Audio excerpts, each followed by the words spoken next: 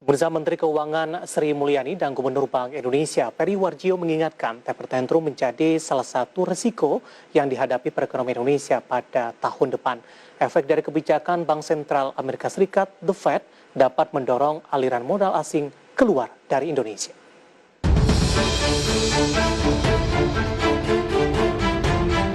Taper tantrum adalah istilah yang digunakan media ekonomi untuk menggambarkan lonjakan imbal hasil surat berharga Amerika Serikat pada 2013 karena pengumuman Bank Sentral Amerika Serikat The Federal Reserve tentang kebijakan pelonggaran kuantitatif.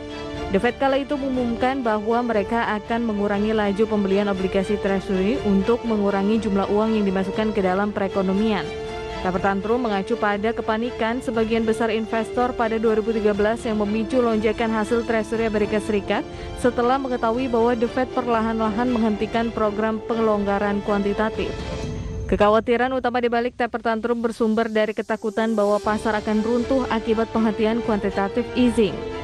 Pada akhirnya kepanikan taper tantrum tidak beralasan karena pasar terus pulih setelah program taper tantrum dimulai. Menyikapi kemungkinan terjadinya taper tantrum, Gubernur Bank Indonesia Peri Warjio mengatakan pihaknya akan merespons kemungkinan terjadinya pengetatan kebijakan atau tapering off dengan mengoptimalkan langkah-langkah stabilisasi moneter, terutama stabilisasi nilai tukar rupiah dan berkoordinasi dengan pemerintah agar pengaruh tapering off terhadap imbal hasil surat berharga negara tetap dalam batas-batas yang normal. Selain itu, Peri menyebutkan Bank Indonesia akan terus mengarahkan kebijakan suku bunga acuan, likuiditas perbankan, makroprudensial, dan sistem pembayaran untuk mendukung pemulihan ekonomi. Berbagai sumber IDX Channel. Terima kasih untuk Anda yang masih bergabung bersama kami di segmen ini. Kita akan membahas topik yang berbeda, mengukur arah kebijakan The Fed. Dan saat ini kami sudah terhubung melalui via Zoom bersama dengan Bapak Fikri C. Permana, ekonom PT Pevindo. Kita akan langsung sapa saja. Pak Fikri, apa kabar? Alhamdulillah baik, Pak David. Apa kabar, Pak David? Baik juga, Pak Fikri. Terima kasih sudah meluangkan waktu di IDX Channel. Mengukur arah kebijakan The Fed, Pak Fikri, pandangan Pevindo, arah kebijakan The Fed ke depan setelah melakukan rapat beberapa waktu yang lalu, kemudian ada indikasi arah kenaikan kebijakan suku bunga tampaknya akan terjadi di 2023 mendatang. Ya, kami melihat dari Pevindo kemungkinan akan ada mulai peningkatan dari Fed Fund Rate-nya di 2022 mendatang ya. Kalau melihat dari proyeksi The Fed saat ini kan kemungkinan kenaikan akan terjadi nanti di bulan Februari 2022 seiring dengan tingkat inflasi mereka yang sepertinya akan meningkat karena melihat dari forecast The Fed sekarang yang menyatakan PCE inflation mereka secara titik tengah di 2021 akan berada di 3,4, 2,1 di 2022 dan 2,0 nanti di 2023. Dan secara jangka panjang mereka akan melihat inflasi mereka di 2,0. Sedangkan pada saat ini Fed Fund Rate di 0,25. Tentunya ini akan negatif interest rate. Negatif real interest rate, sehingga kemungkinan akan terjadi kalau inflasinya naik tentunya akan ada stagflasi di perekonomian mereka, di mana jumlah tenaga kerja tidak akan bertambah, inflasinya akan meningkat sehingga akan merugikan ekonomi mereka tentunya. Nah, hal ini akan diantisipasi The Fed agar tidak terjadi overheating di ekonomi. Ya, bentuknya dengan cara meningkatkan Fed Fund Rate agar berada di level yang lebih dirasa nyaman oleh pengguna mereka. Secara keseluruhan pandangan Pevindo ada percepatan begitu Pak Fikri dari waktu yang diproyeksi sebelumnya terkait dengan kenaikan suku bunga ini?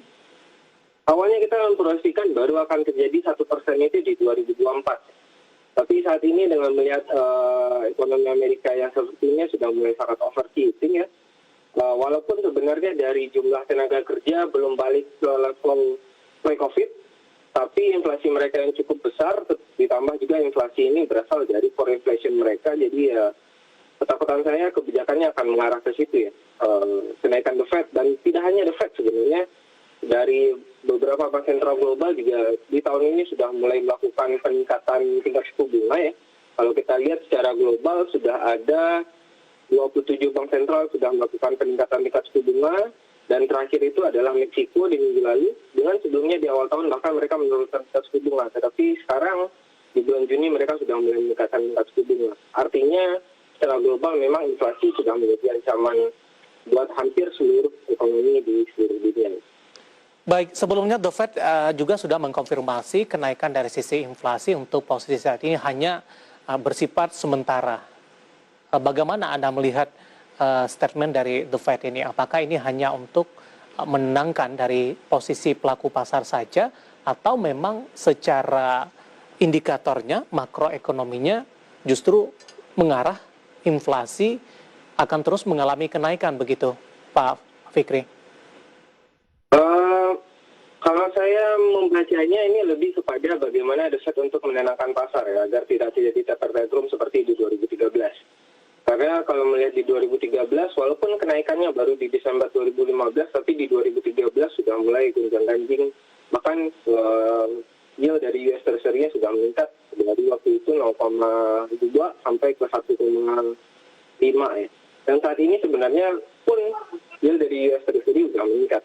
Tetapi PR lainnya adalah ekonomi belum pulih seperti pre-COVID.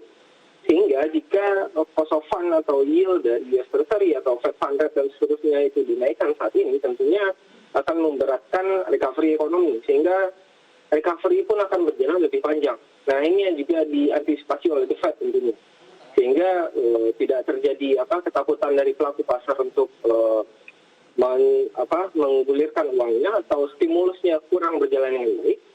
Di saat yang sama juga tentunya mereka menjaga agar cost of fund bagi private company juga tidak terlalu tinggi sehingga masih bisa memiliki ruang untuk tumbuh atau ekspansif ke depan. Nah ini yang mungkin akan jadi PR ke depannya. Bagaimana juga Bank Indonesia untuk menahan level tersebut. Pak Fikri, kita akan jeda terlebih dahulu. Di segmen selanjutnya nanti kita akan coba bahas dampaknya bagi ekonomi Indonesia. Kemudian juga langkah antisipasi yang harus dilakukan oleh pemerintah. Kita akan jeda nanti kita